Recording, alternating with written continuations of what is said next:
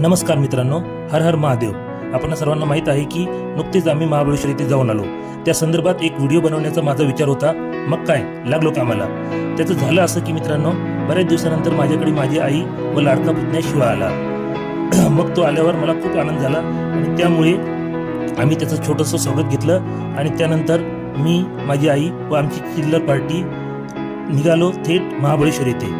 तेथे पोहोचल्यानंतर गाडी पार्क केली व आजूबाजूचा परिसर पाहत आम्ही निघालो महादेवाच्या मंदिराकडे. तिथे दर्शनासाठी कमी गर्दी होती. त्यानंतर महादेवाचं येथील शिवलिंग 5000 वर्षापूर्वीचं आहे असं ऐकलं. हे थंड हवेचं ठिकाण आहे, तसेच सहलीसाठी पर्यटन स्थळही आहे. त्यानंतर आम्ही महादेवाचं दर्शन घेतलं. मंदिराच्या परिसरातच अजून एक दुसरं मंदिर आहे, ते पंचगंगेचे. या मंदिरात 5 नद्यांचा उगम आहे, त्या म्हणजेच कृष्णा, कोयना, वेण्णा, सावित्री व गायत्री. या दोन्ही मंदिराचे दर्शन नंतर आम्ही जेवण केलं व काही वस्तू घेतल्या.